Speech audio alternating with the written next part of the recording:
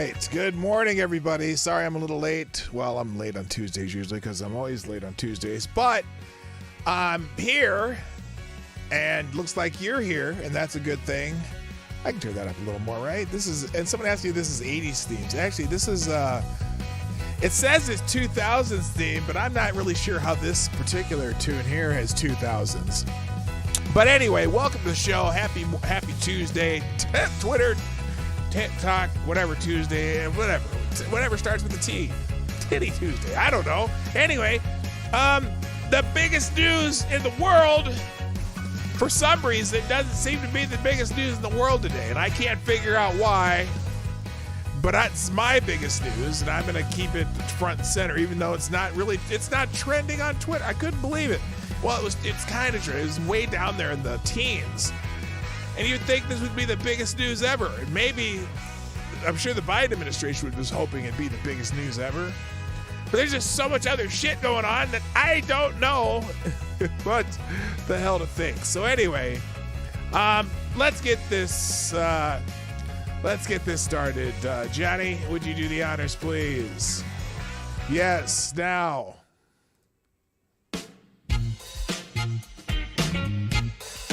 Ladies and gentlemen, coming to you live from the Lucky Dog Studio in a hidden location somewhere in the upper Midwest of the United States of America, it's a brother making his own way but with all the wrong opinions. Welcome to the Morning Night Live with your host, yours truly, P. Dog Night.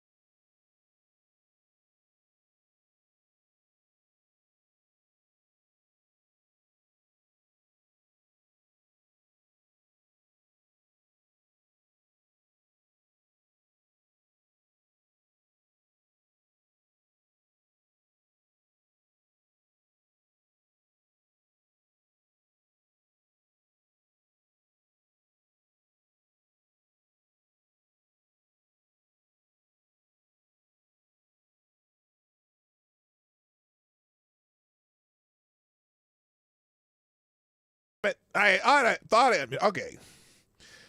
Fuck.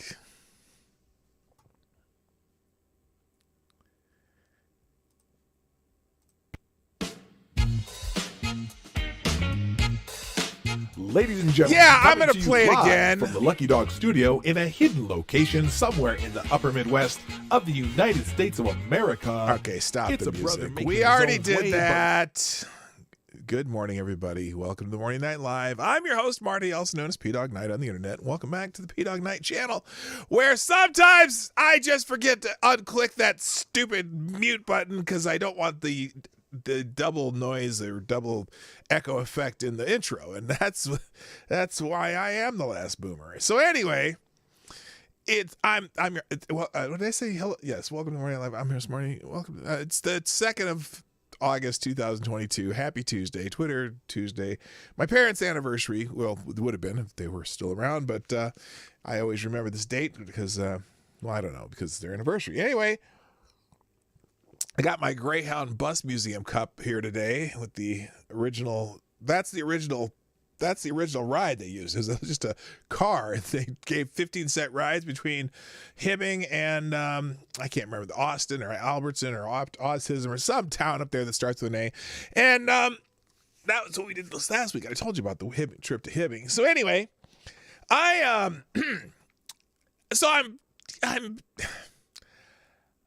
am doing the thing that I do in the morning, because just checking the old Twitter machine and whatnot.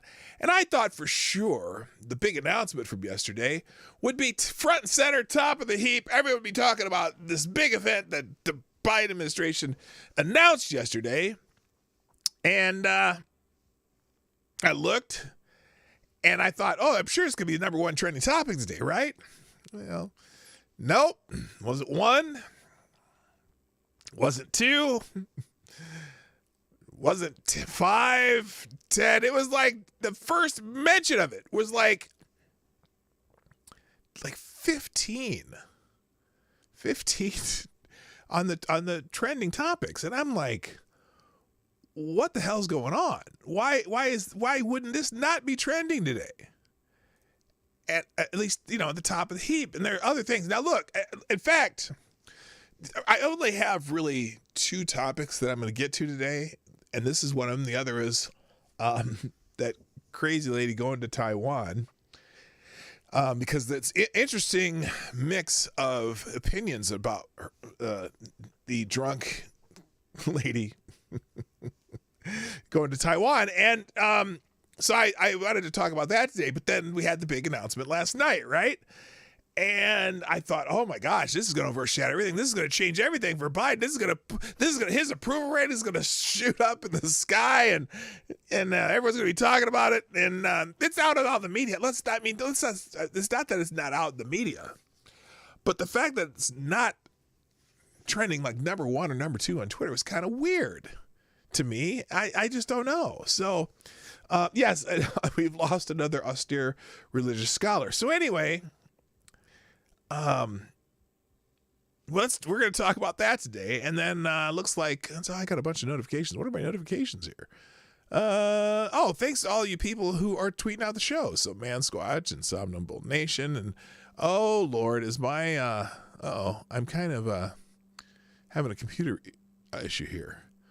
Thanks for tweeting out the show, y'all. Tyler F for retweeting my tweet and whatnot. So thanks. The biggest thing you can do to help me on this channel is to share streams and people who are tweeting out the show. What is going on? I don't want that. How did I turn myself on there? Wait, that sounded weird.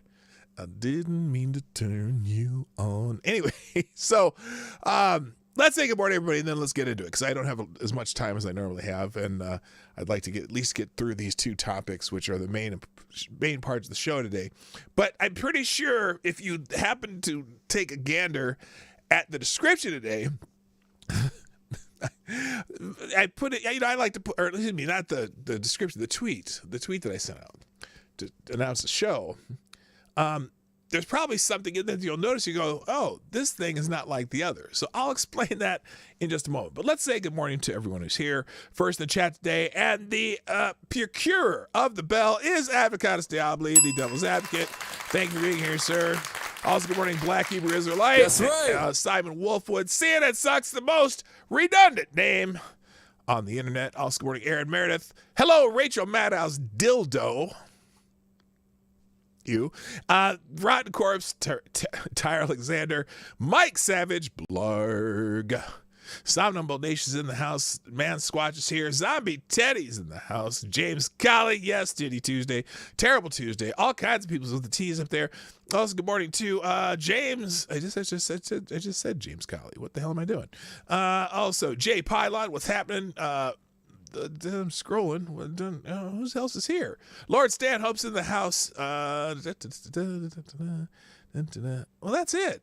Jethro Hetero, I see you too. Well, is that it? Yeah, 16 people. Well, there'll be more eventually. Usually people start showing up about 15 minutes into the time I start the show. It is not that long yet, but we'll see. But those of you who are here, I greatly appreciate you dropping in. Just a reminder, hit the like button sometime during the show if you can remember. Also, if you would share the stream before, during, after the stream, put a comment in the comment section if you're watching a replay. And you can sponsor the show at PDogNight.live. If you want to get my attention and make sure that I read your chat live in the show, that's where you do it, at PDogNight.live. You can also do YouTube Super Chats if you don't mind giving Susan 30%. All right, let's get into it. Big announcement. Yesterday afternoon, after I got off after I finished the show and I was out doing my thing, and then I just, every once in a while, I'm working during the day, I checked my Twitter feed and I said, oh, there's a big announcement coming last night. Big announcement, 7 o'clock last night.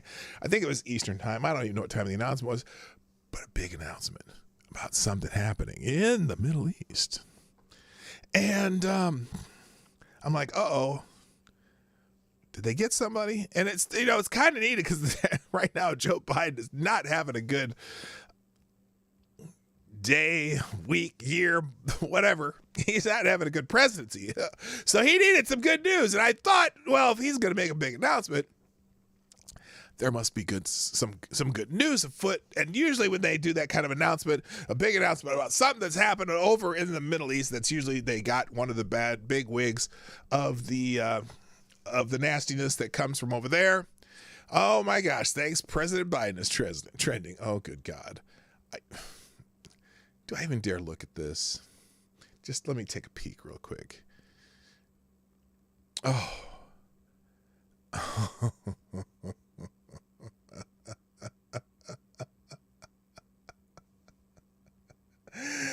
Okay, so I just noticed that someone started it says it's trending. There's only 1,700 of them, but the top one of these, it's let me just, you're gonna laugh. It says, thanks, President Biden. I noticed that was trending, and I looked over there, and I'm like, what could they be thinking? I'm figuring that it's probably, this Afghanistan, this news I'm about to tell you, but that's not it. Here's what thanks President Biden is for. I'm sure you'll get you'll have a warm feeling in your heart for this particular tweet. And I'm only going to show you the tweet because I don't want to overshadow what I was going to do. Let me make sure I can copy the link to it here and put it somewhere over here. Let's do that. Okay, here's why thanks. Well, the top thing under thanks President Biden trending happens to be this. Thanks, President Biden. Gas prices fall for the 7th straight week. Oh my God. They've been going up for a year and a half and more. But thanks because they're falling for the 7th straight week. Well, they went up like they went up for 16 months in a row. So I suppose if gas prices go up to the highest they've ever been, them coming down a little bit is probably a good thing. Now the average gas price is only, I think, 30 cents higher than the record before President Biden. So they're trending the right way. And if you're going to travel this summer, it only costs you about $100 to fill a full tank on an F-150 rather than $130. So there you go. Thanks, President Biden, when I could fill my tank for $40 last year. So anyway, or a year and a half ago, whatever, before he got in office. Okay, so thanks, President Biden. You got to be fucking kidding me. Anyway,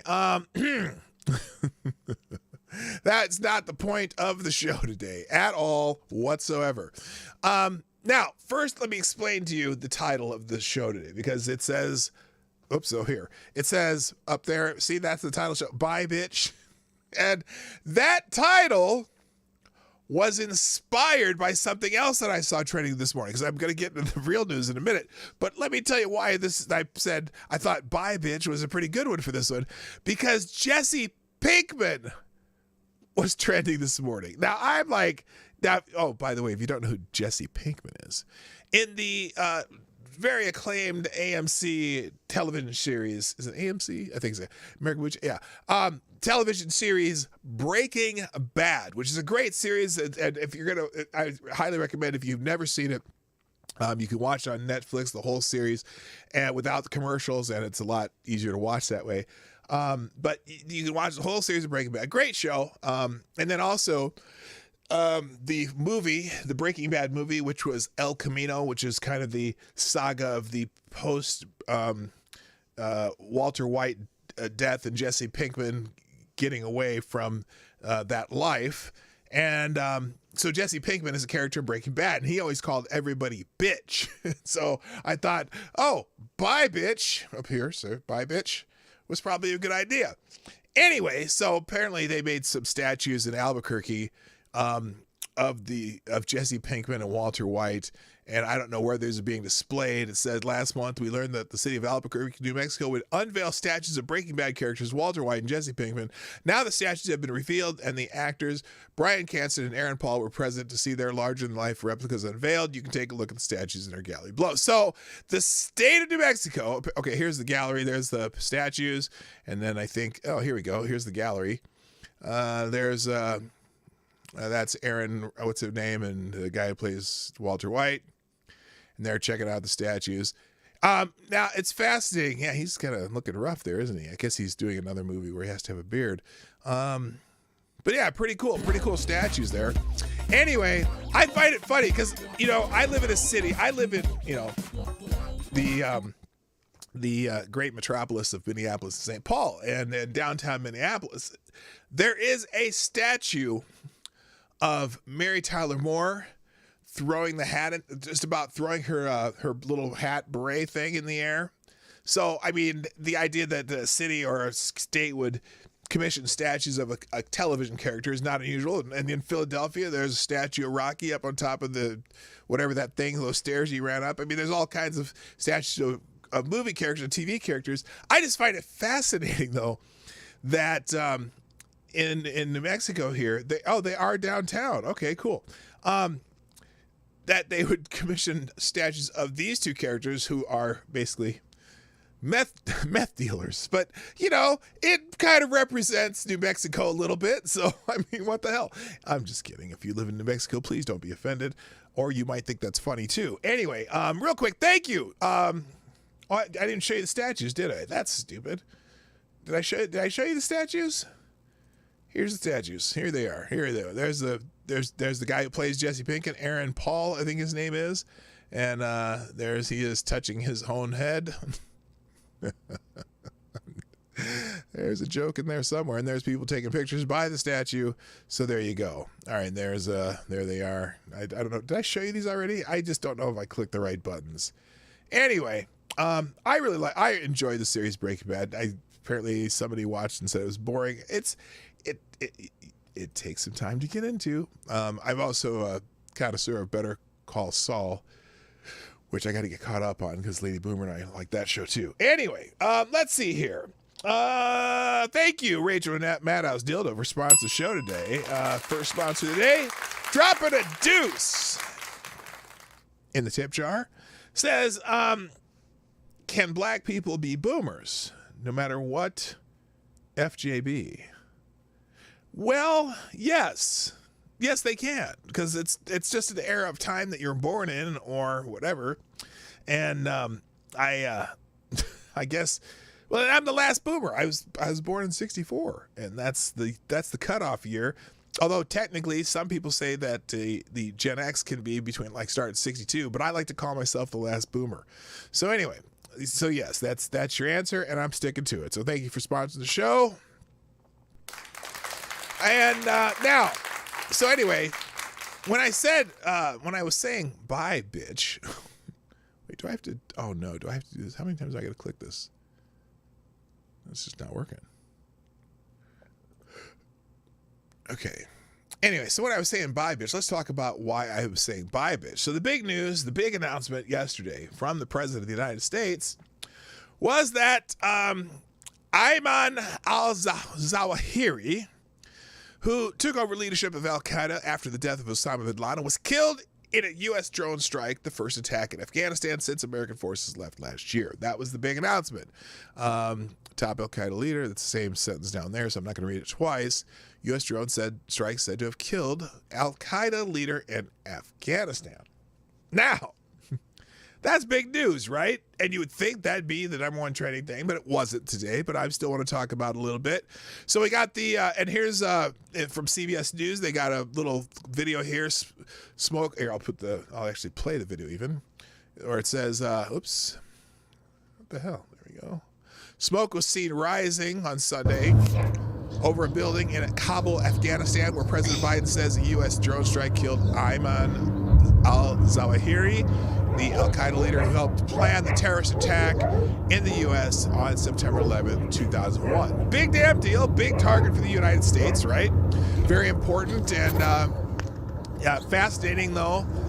Now, well, we'll get into it because I'm just going to go through a series of tweets and articles here about this because I have questions. I have questions that everyone probably should have, and we'll get to that. But we'll move on. Here's President Biden making the announcement last night. When I ended our military mission in Afghanistan almost a year ago, I made the decision that after 20 years of war, the United States no longer needed thousands of boots on the ground in Afghanistan to protect America from terrorists who seek to do us harm. And I made a promise to the American people that we continue to conduct effective counterterrorism operations in Afghanistan and beyond. We've done just that. In February, our forces conducted a daring mission in Syria that eliminated the emir of ISIS. Last month, we took out another key ISIS leader. Now we have eliminated the emir of al-Qaeda. He will never again allow Afghanistan to become a terrorist safe haven because he is gone, and we're going to make sure that nothing else happens. You know, it can't be a launching pad against the United States. We're going to see to it that won't happen. This operation is a clear demonstration that we will, we can, and we'll always make good on the solemn pledge. My administration will continue to vigilantly monitor and address threats from al-Qaeda, no matter where they emanate from. Now, a couple fascinating things about that statement. And I'll go from just the beginning. I'll play it again, just the beginning of this. That made it fascinating to me. When I ended our military mission in Afghanistan almost a year ago, I made the decision that after 20 years of war, the United States no longer needed thousands of boots on the ground in Afghanistan to protect America from terrorists. Okay, now, that's fascinating. When he says he decided to remove troops from Afghanistan. Yes, Advocate Stable, you and I are on the same page. Trump kind of forced him into the withdrawal, right? Because Trump made the decision in the prior year. And everyone was bitching and moaning, oh, he kind of forced us to our hand of doing this, yada, yada. And he's taking credit for the decision to withdraw from Afghanistan. And remember, the withdrawal itself was a bit of a disaster, right? So, but apparently he mumbled his way through about an 8-minute speech. Hang on, that's only about a minute of it. So anyway, and let's just look at how a couple places are covering this because it's interesting. Here's oh, what happened to my New York Times? I thought I had a New York Times article up here too. Did I move it? Nope, I guess it didn't. Anyway, so here's how Twitter announced it. Real quick, right here. U.S. President Joe Biden announced Monday that the CIA drone strike killed al-Qaeda leader Ayman al-Zawahiri in Afghanistan. Al-Zawahiri began to lead the group following the 2011 killing of Osama bin Laden and was considered one of the masterminds behind the September 11 attacks. According to DW, what's DW?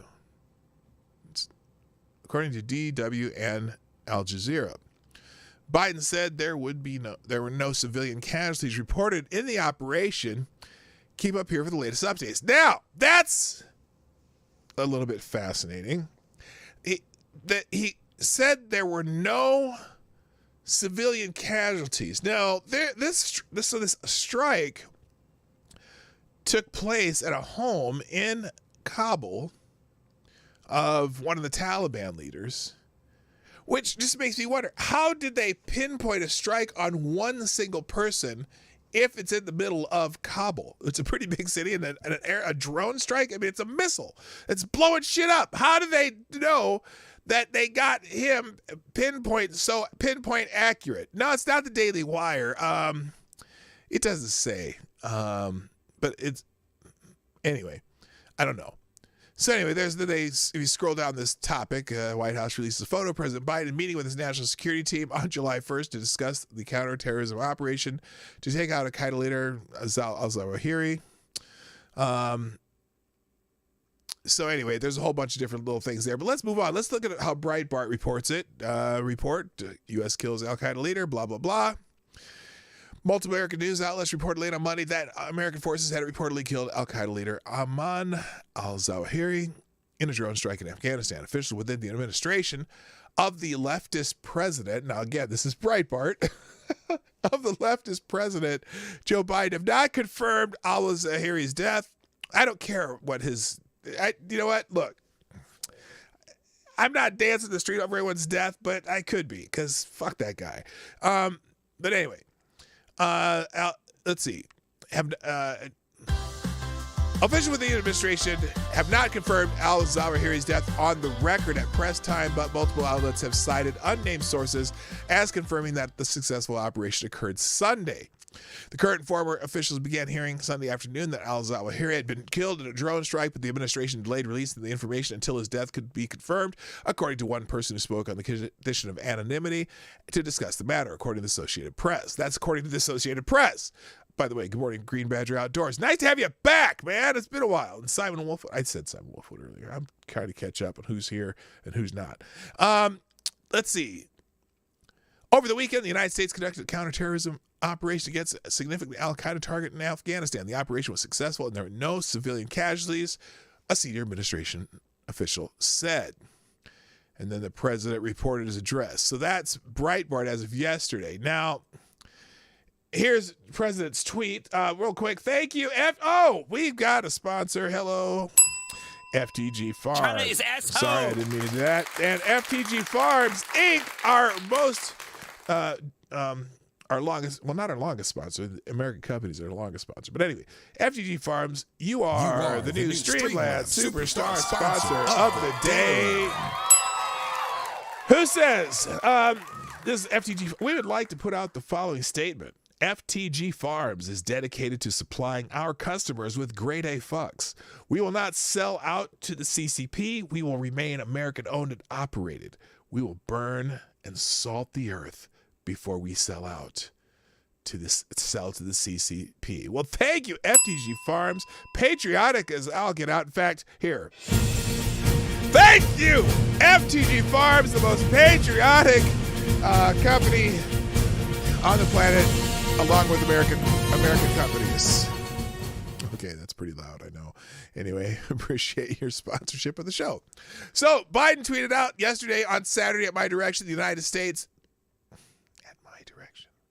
That's what every president does anyway. The United States successfully conducted an airstrike in Kabul, Afghanistan that killed the emir of al-Qaeda, Ayman al-Zawahiri.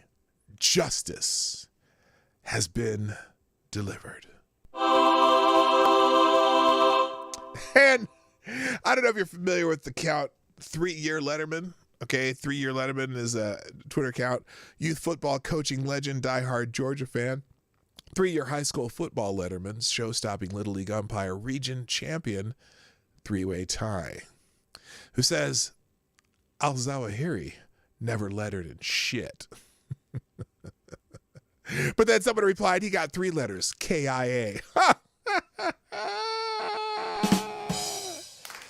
Very good. Okay. After 4 years of Trump, America has an America First. What the actual fuck does that mean? So someone here tweeted, after 4 years of Trump, America has an American First president, an American president first. I stand with Biden. You know,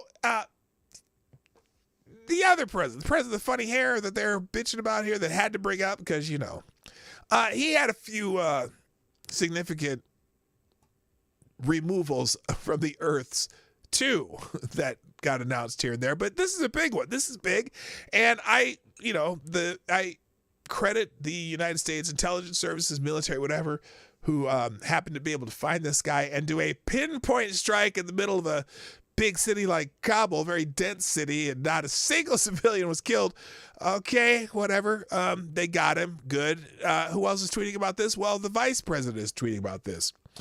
When the president ended our military mission in Afghanistan, he made a promise that we would maintain the ability to protect Americans from terrorist threats. Tonight, the killing of al-Qaeda leader Ayman al-Zawahiri is clear we are meeting that commitment with POTUS decisive action taking this terrorist leader off the battlefield. The American people and the world are now safer. Are we really? You just broke your deal with the Taliban. Who you're supposed to be out not doing any more military operations, and yet you did a drone strike in the middle of Kabul. Okay. Let me finish what she's saying here. As President Biden said, to all those who seek to do us harm, we can and will find you and deliver justice. Well, it only took us 20-some fucking years. But whatever. I am grateful to members of our intelligence and counterterrorism community who work to make us safe every day and whose extraordinary skill made this operation a success. I have no problem with her statement. I have no problem with her statement. That's probably the proper statement to make. And she didn't try to shoehorn Trump in there anywhere. Although the first comment on this, again, people just can't get Trump out of their mind. Unlike our last president, President Biden has integrity to make the hard decisions. Really? Did we forget about Soleimani? Seem to not, really? Good God. And guess what? Whose idea was it to leave Afghanistan? It wasn't Joe Biden's. Hard decisions? Shut the fuck up. Seriously. Okay, now what did this... Oh, I don't know why they played it. Let me see. Someone responded with this. Let's find out what this says. It's a big difference how we end this war.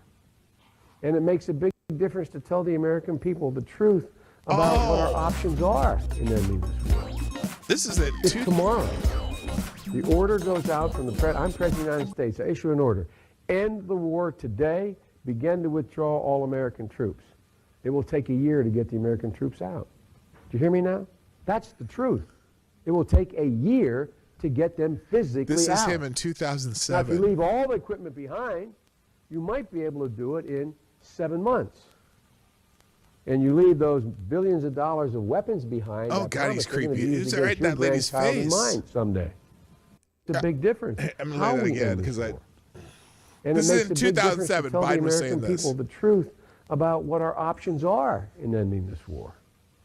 If tomorrow the order goes out from the I'm President of the United States, I issue an order.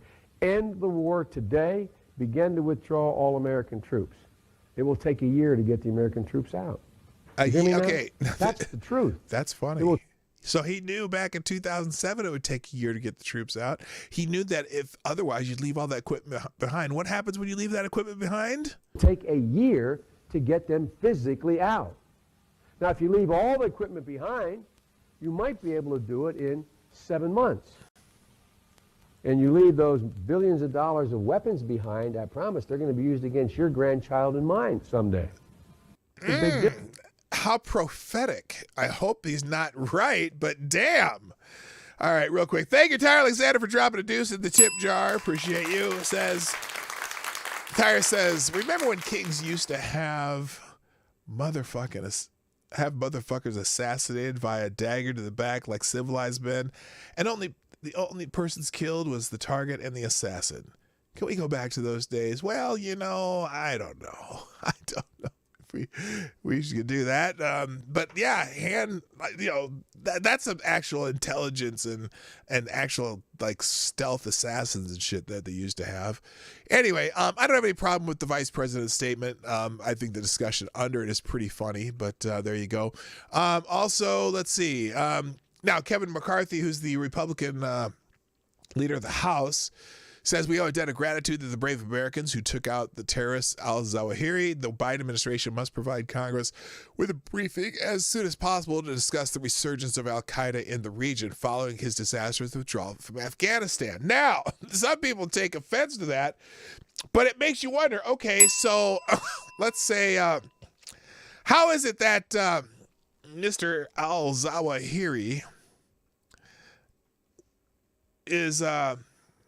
What's he doing back in Afghanistan? Why is Al-Qaeda in Afghanistan? Why is the leader of Al-Qaeda... Was the Taliban hiding him in places in Afghanistan? Just curiosity. There's lots of people talking about that. Anyway, let's see here. Now, here's CNN. This is CNN. doing their what they think. Let's see what this group says here. How do you think he handled the moment? Obviously, this was a scripted speech. I want to hear the speech. From a teleprompter, about 8 minutes long. They had obviously very carefully scripted it. How did he do? Look, I think from delivery standpoint, there were moments where he was clear and crisp and said, we will find you. Wait.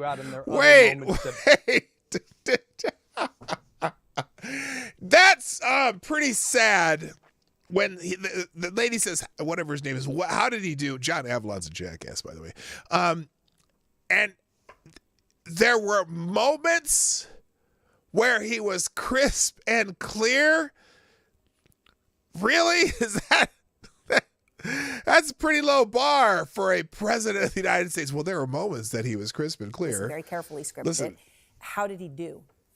Look, I think from delivery standpoint, there were moments where he was clear and crisp and said, we will find you and we will take you out. And there are other moments that did not live up to perhaps the gravity of the moment. But those kind of critiques are small compared to the moment objective for the country. Because we at CNN, home. We must praise. The president spoke about how this was in some ways promises kept and to I have the no families of the victims of 9/11.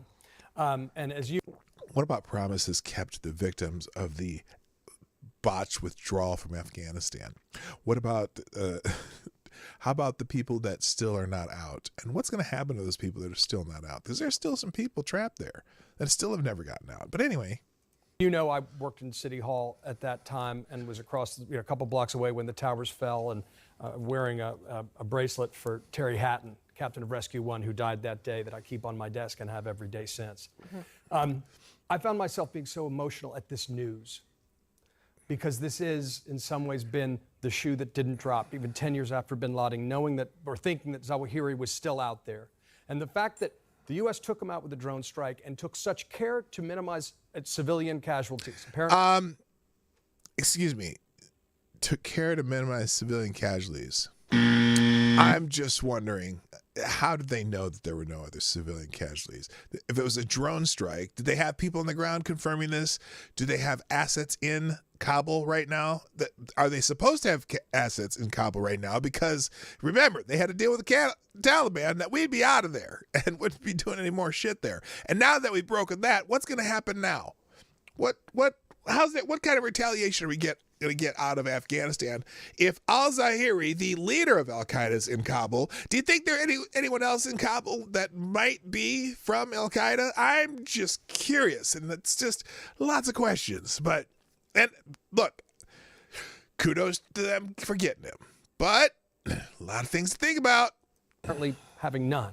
That's more than Zawahiri or his colleagues did every day of their lives, where they intentionally targeted civilians to kill. And that's what makes this, I think, such a profound moment for the country and for just everyone who lived through 9/11. Yeah, if they had taken out more people, I mean, whether they did or not, I don't know why that seems so important to them. I don't understand it. Anyway, let's move on. So now we got Stephen Miller, who's writes at The Spectator, sometimes New York Post. In case you're wondering, CNN isn't going to scrutinize in the least what the godfather of al-Qaeda was doing, just chilling on the balcony of a lead Taliban advisor in the middle of Kabul after Biden said they were no longer in Afghanistan. Well, yeah, he said al-Qaeda's no longer in Afghanistan, and also we're not in Afghanistan. How is it that we hit him with with one of those very pinpoint mission missiles on the balcony of a leader of the Taliban? He's just chilling back there, having some tea. I don't know. So anyway, that's a great question. By the way, any attempt to look into this will just be Benghazi, Benghazi, Benghazi all over again. Mark it. And then he also said, we know John Avalon and CNN would, if it were to say another guy, because we saw them hyperventilate over Soleimani. How do we know this? Because they told us. John Avalon looks at 3 misleading lines about Soleimani strike. So anyway, Oh, now here's someone who knows their stuff from 7 years of covering ISIS and Al-Qaeda. We were expecting Zawahiri to be killed at some point. It's the fact that he was killed in Kabul, not even the Afghanistan countryside, but the country's teeming capital. That is truly newsworthy. It speaks volumes about the group's positioning 2 decades after 9/11. That's spot on. So anyway, we'll keep going here because I got lots of people talking about it. Barack Obama has joined into the fray. More than 20 years after 9/11, one of the masterminds of that terrorist attack and Osama bin Laden's successor as the leader of Al-Qaeda, Ayman al-Zawahiri, has finally been brought to justice. The tribute to President Biden's leadership, to the members of the intelligence community who have been working for decades for this moment, and to the counterterrorism professionals who were able to take al-Zawahiri out without a single civilian casualty. X'd it out. Tonight's news is also proof that it's possible to root out terrorism without being at war in Afghanistan, and I hope it provides a small measure of peace to the 9/11 families and everyone else who has suffered at the hands of Al-Qaeda. Well, again, the idea that's proof that it's possible to root out terrorism without being at war in Afghanistan, well, I suppose, but are we still doing look, somebody answer this question for me. Is Afghanistan, which is run by the Taliban, a sovereign nation? I'm just curious, because us doing a drone strike in a sovereign nation, that seems just a little weird to me. Because we're supposed to be out of Afghanistan, which, look, I'm glad we took the motherfucker out, but still. It's just weird. 100% sure. Are we 100% sure it wasn't just another aid worker? That's a good question. We don't know. And how do they know? How did they confirm this on the ground in Kabul if we're not there? Do we have some really reliable sources there? I don't know. Good morning. What's her name? Lord Stanhope and Asia Research Director. Good morning to you all. So anyway, other people talking about this. Let's see. Are we still on? Yes. Matthew Dowd. Now, Matthew Dowd is, well, I don't know. Wasn't he like one of Bush advisors, or was he some lefty? I don't know. He's annoying. I know that. And he says, as I said at the time, too many in the news media were wrong about Biden's withdrawal of troops from Afghanistan. Wait a minute. Which part were they wrong about? Biden made the right decision, and it was managed incredibly well. And we are able to conduct operations against terrorists without having troops there. We have a talking point going around. Are you catching it? Obama said it. Harris said it. We didn't have to be at war, or we don't have to be on the ground in those places to fight terrorism. We are still able to conduct operations against terrorists without having troops there. And Biden's decision to leave Afghanistan, by what measure did that go well? Because I'm pretty sure the Taliban has a whole bunch of weapons and ammunition and shit and equipment and planes and helicopters that they didn't have before we left Afghanistan. I'm just saying. Holy shit, Matthew Dowd. All right, let's see. Joe Walsh, too. Remember former Republican Joe Walsh? Remember, you know Joe Walsh. He ran for president in 2020. On the Republican side. Well, he didn't run for president. Okay, he threw his hat into the Republican primary in 2020. Do you remember Joe Walsh? Yeah, neither do most people. Former Florida Republican congressman who said, this is, holy shit. Biden had the guts to get us out of Afghanistan. We were already leaving, you asshole! He deserves huge credit for ending America's longest war. that someone, the one that was his hand was forced on apparently by the former guy with the funny hair. And Biden was right to say we didn't need American troops in Afghanistan to kill terrorists there. Wow. I haven't heard that yet today. Oh, this is only the third or fourth time I've heard it out of 5 tweets. He deserves huge credit for this latest terrorist killing. Oh, shit. Yeah, not that, Joe Walsh.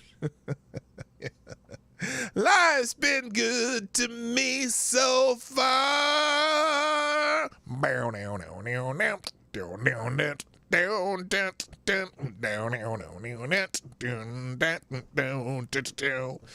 Anyway, yeah, there's a theme. Oh, Biden does a great job getting us out of Afghanistan. What a great decision. Oh, Hercules. He got us out. And, oh, we didn't need troops there to fight terrorism. Oh, it's so beautiful. Holy shit. These people are so fucking out of it. All right. Couple more, and then we're going to move on. Katie Pavlich, she's a right-wingish type of person. She's from... well, she's just a commentator and occasionally on Fox News and whatever. She says, Biden will take a victory lap tonight for the killing of al-Qaeda leader Ayman Zawahiri, which is a good thing. But on August 20th, 2021, during the catastrophic withdrawal from Afghanistan, Biden said al-Qaeda was gone. Oh, yeah, remember that? And yet... Zawahiri was just droned in Kabul. And here's from back then. Look, let's put this in perspective here. What interest do we have in Afghanistan at this point with al-Qaeda gone? We went to Afghanistan for the express purpose of getting rid of al-Qaeda in Afghanistan as well as getting Osama bin Laden. And we did. Oh, well. He's right there in the main city in Afghanistan. Hey Joe, where'd you kill al-Zawahiri? What? What? Wait, Kabul? Isn't that right in the middle of Afghanistan? I thought you said that al-Qaeda was gone. Well, I guess they weren't really gone. So anyway, but again, if it's really him and not a single civilian casualty. Oh, apparently that was a very, very, very pinpoint missile. All right, and then we got Mark Thiessen. Mark Thiessen is American Enterprise Institute senior fellow, Fox News, Washington Post, co-host of What the Hell is Going On. He said, 1, great news that we killed al-Qaeda leader Ayman Zawahiri in Kabul. But 2, what the hell was Zawahiri doing in Kabul? Biden assured us al-Qaeda was gone from Afghanistan. Now bin Laden's right-hand man and successor shows up not in the Afghan mountains, but in the Afghan capital. We should be concerned. We should be concerned why he was there. And let's see. Oh, and then finally, I have a little thread here because in 2020, the New York Times ran an opinion piece and says, let me just look at Bill Raggio's thread here concerning this. Who said it starts this way. He should have moved. I'm saying. I wonder if the New York Times regrets running this op-ed by Sirajuddin Haqqani titled, quote, what we, the Taliban, want. Now that it is known that Sirajuddin was involved in sheltering Ayman al-Zawahiri in Kabul, Afghanistan, at the time Zawahiri was droned to death. So they read that op-ed by the Taliban. Okay. So we are also aware of concerns about the potential of Afghanistan being used by disruptive groups to threaten regional and world security. But these concerns are inflated. This is the Taliban dude's words. Reports about foreign groups in Afghanistan are politically motivated exaggerations by the warmongering players on all sides of the war. It is not the interest of any Afghan to allow such groups to hijack our country and turn it into a battleground. And yet, reports about foreign groups in Afghanistan were not politically motivated exaggerations. And it was indeed in the interest of Sirajuddin Haqqani to allow such groups to hijack our country. Zawahiri's presence in Kabul is proof of that. There was so much more that obviously wrong. There was so much more that was obviously wrong about that op-ed. His claim the Taliban would establish an inclusive government, respect women's rights and education, etc. But it was what people wanted to hear. It sounded great and was all in the interest of peace, too. On the upside, it was great to see Sirajuddin noting that he is Taliban, what we, the Taliban, want, and refute the awful analysis that the Haqqanis were something other than the Taliban. It should have been obvious, but the disconnect, the dots crowd got to disconnect the dots. So anyway, so that's all that. Now let's move on because we need to talk about Taiwan and the drunk lady, aka Speaker of the House, Nancy.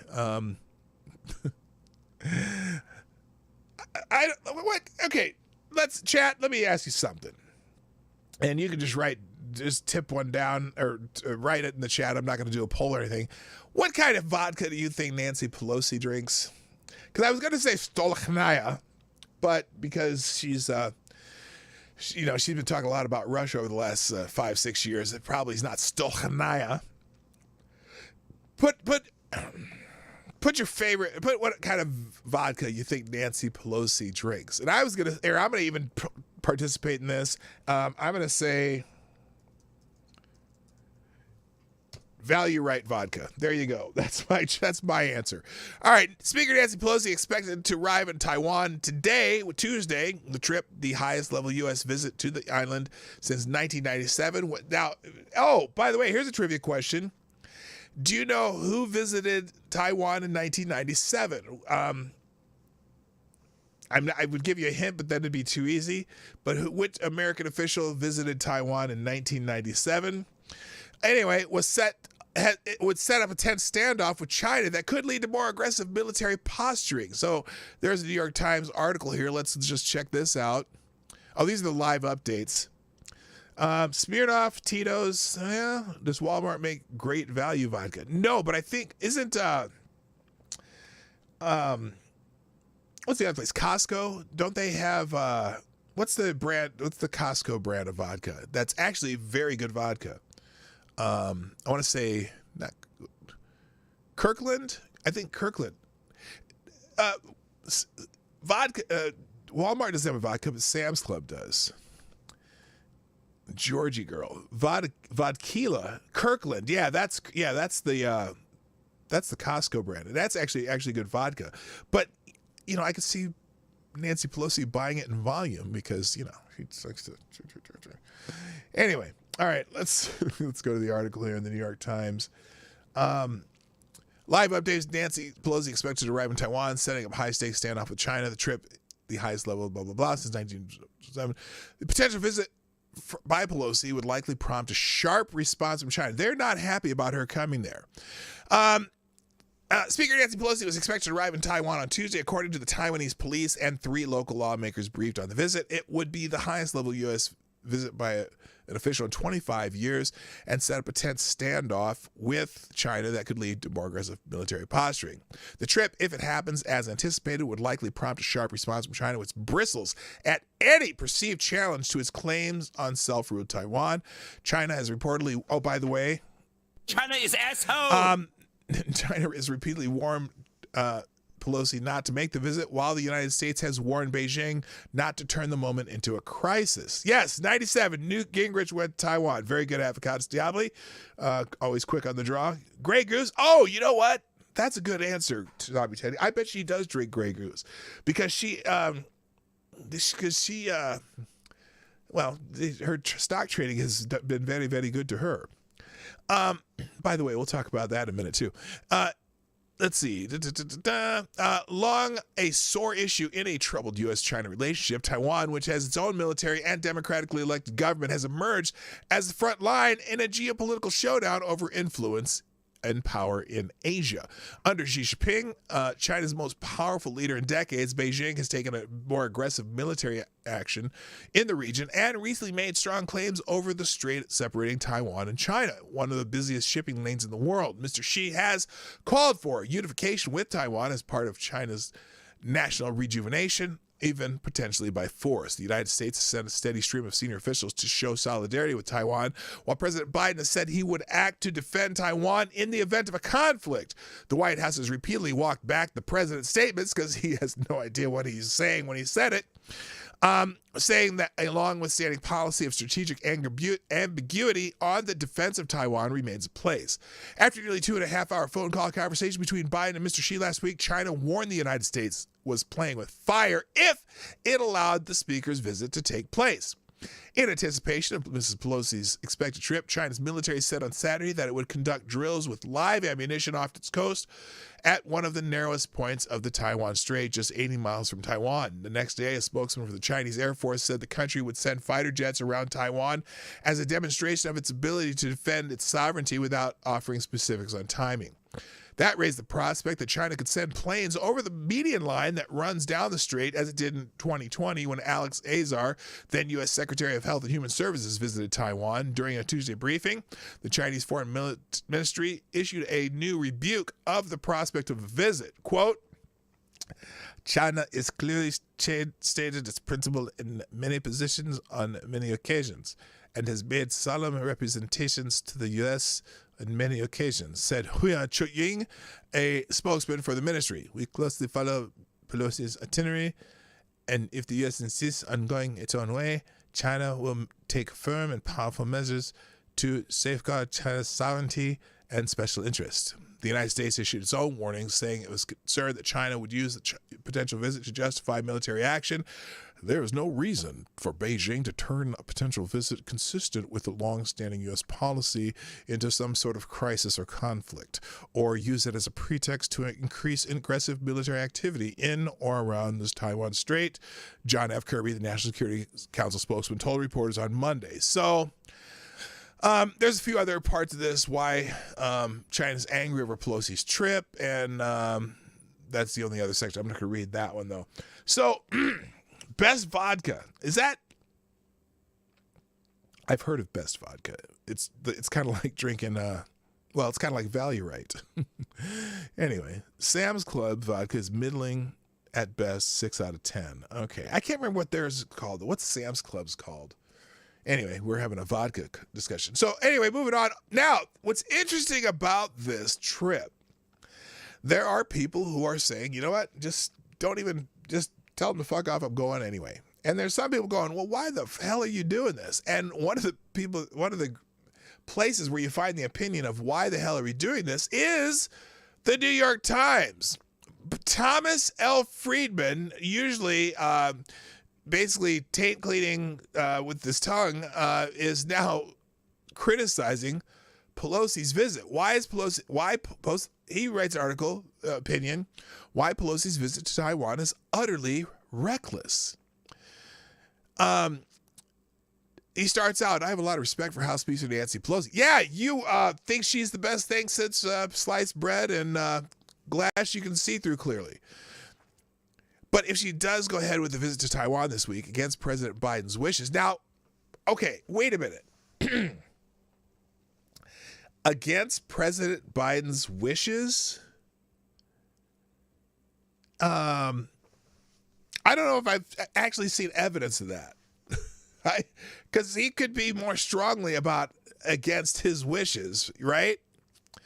Anyway, she will be doing something that is utterly reckless, dangerous, and irresponsible. Nothing good will come of it. Taiwan will not be more secure or more prosperous as a result of this purely symbolic visit, and a lot of bad things could happen.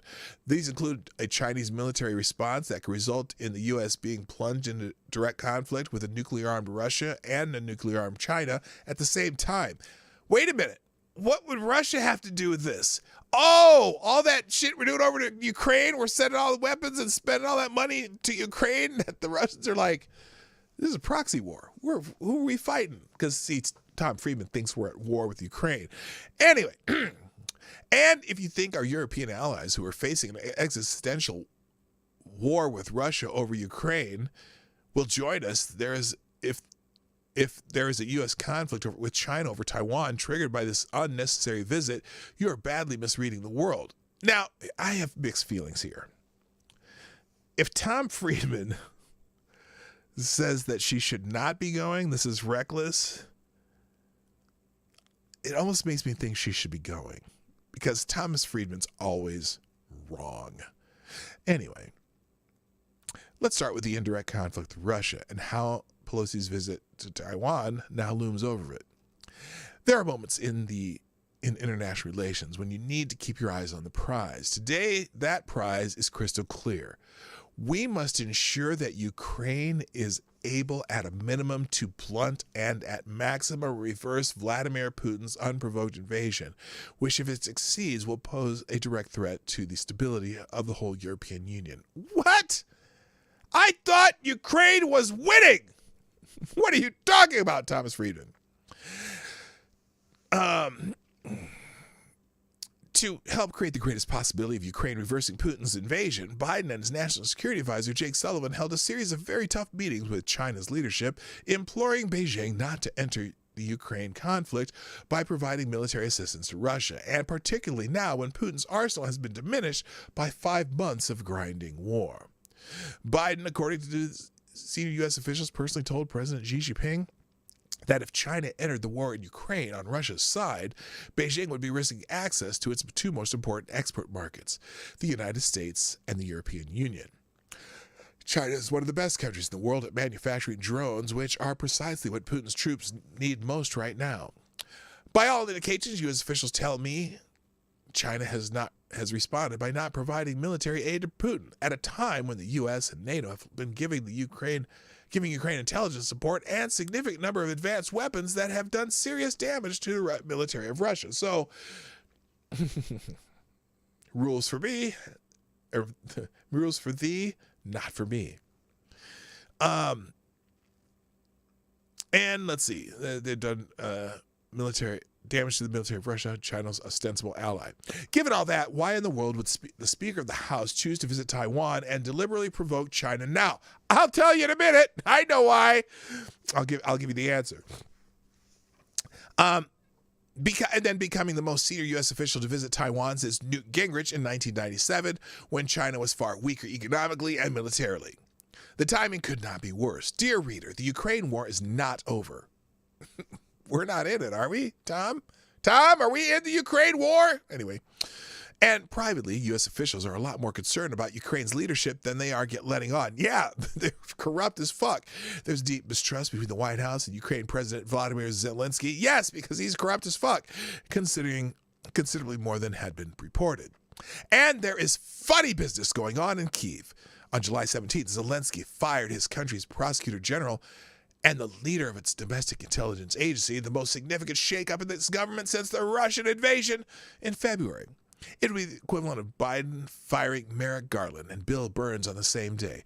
But I have not seen any reporting that convincingly explains what that was all about, because it's the most corrupt country on earth, or one of the most. They're corrupt as fuck. It's as if we don't want to look closely under the hood in Kyiv for fear of what corrupt or antics we might see when we have invested so much there. Yeah, we've invested a shit ton of money there. And what?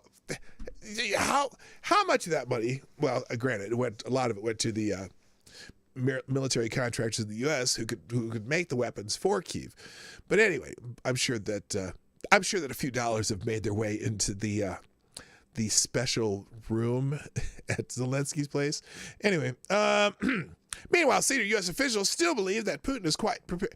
Okay, so this whole article is because Pelosi doesn't want, or if Pelosi goes there, China might help Russia defeat Ukraine. Okay, in short, this Ukraine war is so not over, so not stable, so not without dangerous surprises that can pop up on any given day. Yet, in the middle of all of this, we are going to risk a conflict with China over Taiwan,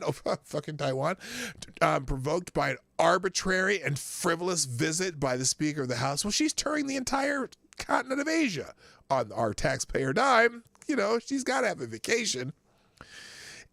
It is Geopolitics 101 that you don't court a two-front war with the two other superpowers at the same time. We're not in a one-front war yet, but maybe this will trigger something. Now let's turn to the potential for an indirect conflict with China and how Pelosi's visit could trigger it. According to Chinese news reports, Xi told Biden on their phone call last week, alluding to the U.S. involvement in Taiwan's affairs, such as a possible Pelosi visit, whoever plays with fire will get burnt. Could you imagine him saying that shit to Donald Trump and Donald Trump's reaction? It'd be like, well, not only do we have better fire trucks, we also have better flamethrowers. That's what Trump would say. Biden's national security team made it clear to Pelosi, a longtime advocate for human rights in China, why she should not go to Taiwan now, but the president did not call her directly and ask her not to go, so I guess he wasn't that concerned, was he? Apparently worried he would look soft in China, leaving an opening for Republicans to attack him before the midterms. Oh, no! Republicans might pounce! It is a measure of our political dysfunction that a Democratic president cannot deter a Democratic House Speaker from engaging in a diplomatic maneuver that his entire national security team, from the CIA director to the chairman of the Joint Chiefs, deemed unwise. To be sure, there is an argument that Biden should just call Xi's bluff, back Pelosi to the hilt, and tell Xi that he threatens Taiwan in any way. It's China that will get burnt. That's what the guy with the funny hair would say. That might work. Might even feel good for a day, and it might start World War III. That's because you have Joe Biden in office, who probably can't remember he said it. In my view, Taiwan should have just asked Pelosi not to come at this time. I so admire Taiwan and the economy and democracy that is built since the end of World War II. I've visited Taiwan numerous times in the last 30 years and have personally witnessed how much it's changed in Taiwan in that time. So much. But there's one thing that has not changed in Taiwan. Its geography. It's still a tiny island, now with 23 million people, roughly 100 miles off the coast of a giant mainland China with 1.4 billion, with a B, people, who claim Taiwan as part of the Chinese motherland. Places that forget their geography get in trouble. Do not mistake this for pacifism on my part. I believe it is vital U.S. national interest to defend Taiwan's democracy, even in the event of an unprovoked Chinese invasion. But if we are going to get into a conflict with Beijing, at least let it be on our timing and our issues. Our issues are China's increasingly aggressive behavior on a wide range of fronts, from cyber intrusions to intellectual property theft to military maneuvers in the South China Sea. That said, this is not the time for poking at China, especially considering what sensitive time it is in Chinese politics. Xi is on the eve of locking in an indefinite extension of his role as China's leader at the 20th Communist Party at Congress, expected to be this fall. The Chinese Communist Party has always made clear that reunification of Taiwan and mainland China is its historical task. And since coming to power in 2012, Xi has steadily and recklessly underscored his commitment to that task with aggressive military maneuvers around Taiwan. By visiting, Pelosi will actually give Xi an opportunity to divert attention from his own failures, a whack-a-mole strategy of trying to shut down the spread of stupid 19 by using lockdowns of China's major cities, a huge real estate bubble that is now deflating and threatening a banking crisis, and an immense mountain of government debt resulting from Xi's unrestrained support of state-owned industries. I seriously doubt that Taiwan's current leadership, in its heart of hearts, wants this Pelosi visit now. Anyone who has followed the cautious behavior of the Taiwanese president Tsai Ing-wen of the pro-independence leading Democratic Progressive Party since her election in 2016 has to be impressed by her consistent efforts to defend Taiwan's independence while not giving China an easy excuse for military action against Taiwan.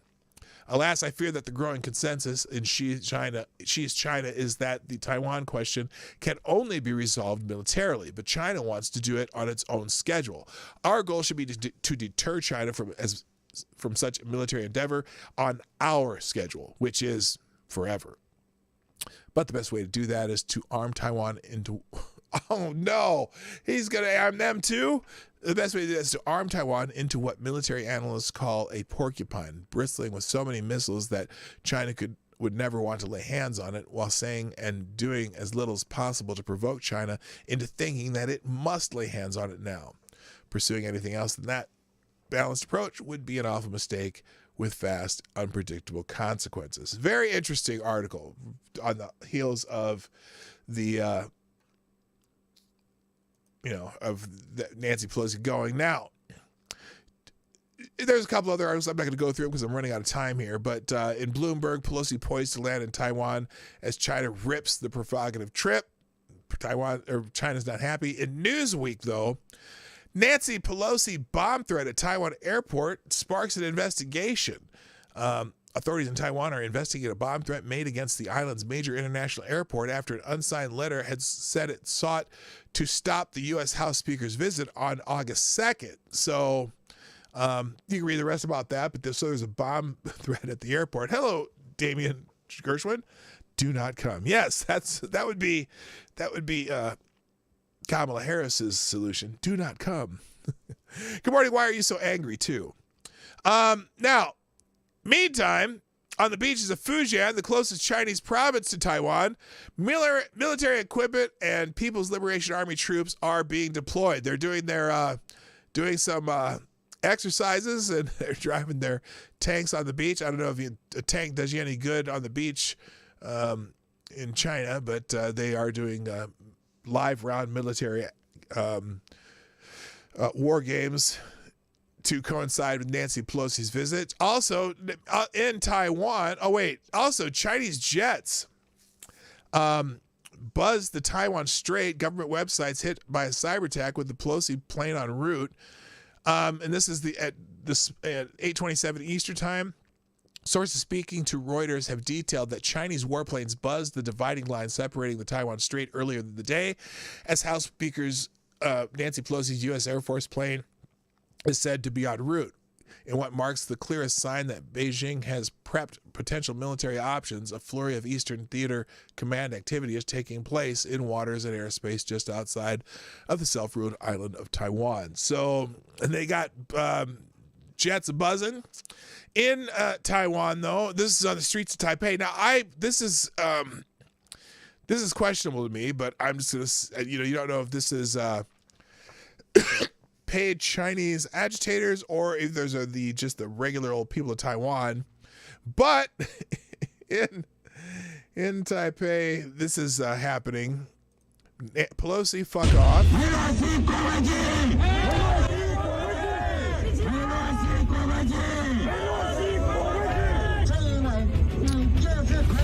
You're such a puppet and a traitor. That's the leader. We don't need America to treat us as a pawn. You ugly Americans. Fuck off. Fuck off.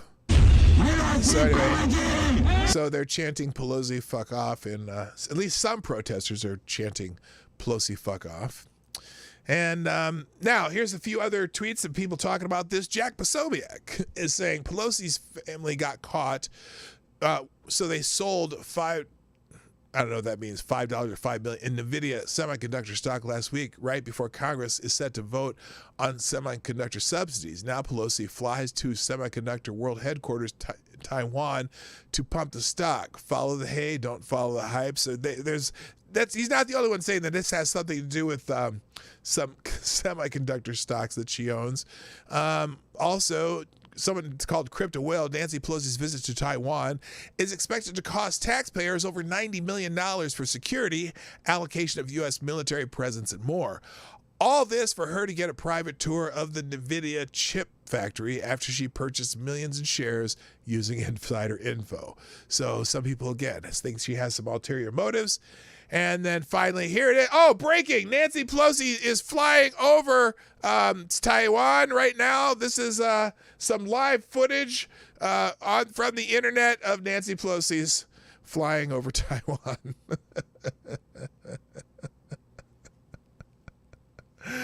Oh, that's terrible.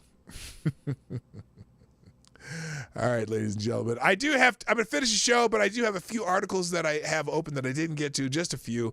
If you're interested in talking more about some of the American Civil War that's going right now, apparently the Ruth sent us people, the ones who were trying to terrorize basically the pregnancy centers and stuff like that. Well, Bruce sent us unmasked. Meet the top radical pro-abortion activists connected to the harassment of judges. So they've been out there harassing judges. Apparently they've, and there's 3 parts of this, which you can link in this story, but they've started to figure out who some of these people are. Leading Ruth sent us. In American Greatness, there's an article about how the FBI twice interfered in the 2020 election to sabotage Trump. Now what? That's a story by Julie Kelly. Another story in American Greatness is, I think this is also, no, this is by Adam Hill. Apparently the deleted text scandal that Democrats want you to forget. So you know how there's this big thing going on about the Secret Service apparently just changed over phones, and so they can't find text messages, that were subpoenaed or whatever, and they're a big deal that, they don't have the text messages from January 5th and 6th. Well, if you remember, during the Mueller probe, there were 23 FBI cell phones wiped clean while in the possession of Robert Mueller and his team that were subpoenaed that apparently the FBI got rid of. So this is nothing new. And then also there's a Harvard study about the insurrection narrative of the Capitol riot. I think this is a study. I don't know if Jonathan Turley was involved in this, but if you want to read about that. And then the last one we have here that's in the tabs, a declaration of dissolution. Wisconsin Supreme Court fires the starting gun. Apparently, a court of law has finally confirmed it. The 2020 election was, I'm trying to think of a word that won't get me in trouble on YouTube. But they have evidence of shenanigans, and so there's an article about it. You can read that on your own. It will be in the links in the description down below after I update as soon as I update the description below. So all the things we talked about, all the tweets, all the articles and everything will be in that single link called a one-tab link. When you click on the link, there will be a list of everything that we went through today on a single page. And on that note, ladies and gentlemen, it's time for me to go. Thank you for being here today. Lots of people in the chat. Great to have you here. If you haven't hit the like button yet, do it now before I go. Or, well, if you're watching a replay, just do it now anyway.